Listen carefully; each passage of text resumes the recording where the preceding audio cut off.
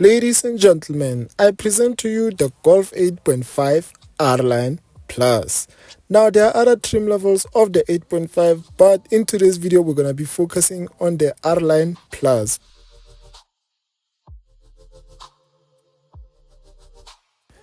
Because while we're in the looks perspective, the R-Line Plus is just the way to go. And while you're on the optional extras list, please add the black styling package because it will give you a more aggressive look on the 8.5. I mean, just look at those rims, look at the headlights, and look at the badge. It illuminates VW. Even though I recommend you get the R-Line Plus, you'll be glad to know that even though you get the other trim levels, the engine stays the same. And powering this beauty is a 1.4 TSI engine producing 110 kilowatts and 250 newton meters of torque, paired with a 8-speed automatic gearbox, and that will get you from 0 to 100 kilometers in 8.5 seconds, and you'll have a top speed of 216 kilometers. But with that said, I'm not saying you should be going at 216 kilometers per hour. This is South Africa, guys. We do not have an autobahn here. Please obey the speed limit.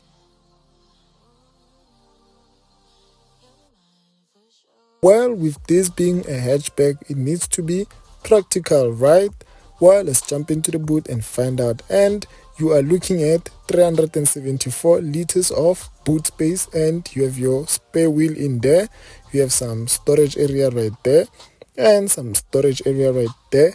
And if you look up right there, you have a button for your hook or tow bar. For those who are South African, I guess it's electrically adjusted, but you need to put it up to put it in place.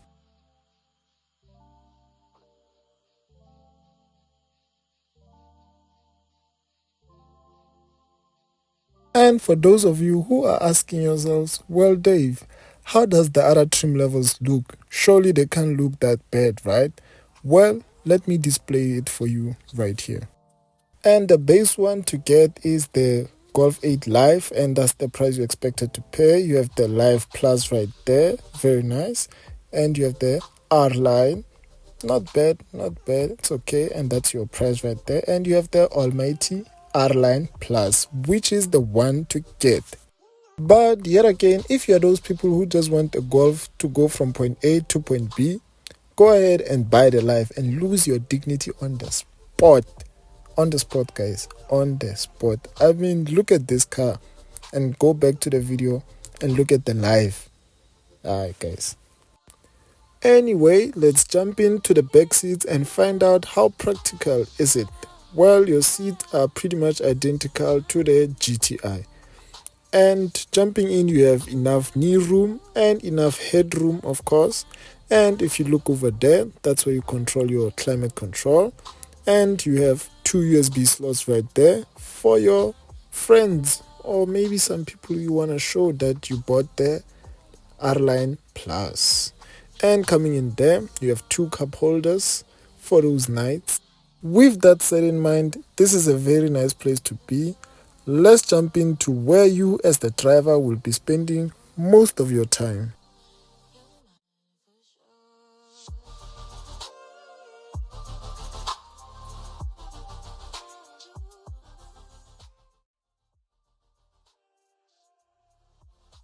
Welcome to your driving position, and you are greeted by this beautiful flat bottom steering wheel written R at the bottom and with physical buttons, and it has pedal shifters because this is a R. And you have a digital driver's display right there, very nice illuminated R right there.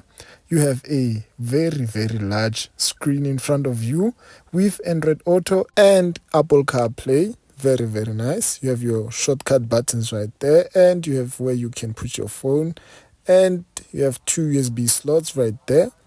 You have your start stop button. That's where you put your car in park. You have this weird shift knob thing. I don't know why they did that. You have your electrical handbrake. Very cool. You have 2 cup holders, usual stuff, and you have some storage area right there, and you have your decent sized club apartment. Very, very nice place to be. Can't complain. Not much has really changed, but what I love the most is that the steering wheel has physical buttons and it's flat bottom. Well done, VW. This is very, very nice. And if you're sitting there asking yourself, how do you control the climate control in your Golf 8.5? Well, that's how you do it, through the screen. But again, if you are interested in this exact model, that's how much it will cost you. Really guys, at this point, why not just go buy a demo Golf 8 GTI and leave the 1.4 TSI engine alone? I mean, come on. We know that the car is beautiful and there are some slight upgrades, but when you're in a GTI and you hear that vroom sound, you will really forget about these tiny upgrades. And I know that I've been talking about how beautiful this car is, but the price is just not justified at all. I mean, this car is almost 800,000, and I'm sure if you spec it high enough, it will reach that point. And I'm not about to drop 800,000 for a 1.4 1.4 engine. No, guys.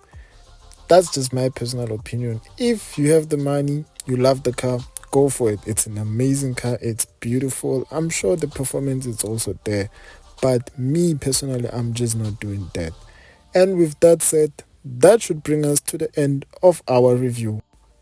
And please don't forget to like and share and subscribe, guys. Let's get to 100 subscribers so that I can give you guys a Porsche. Yes, I've got a Porsche waiting to celebrate 100 subscribers. So smash that subscribe buttons. Let your friends, your father, your mother, your sister, your brother, your boyfriend, your girlfriend, just everybody you know that there's a Dave Gates out there.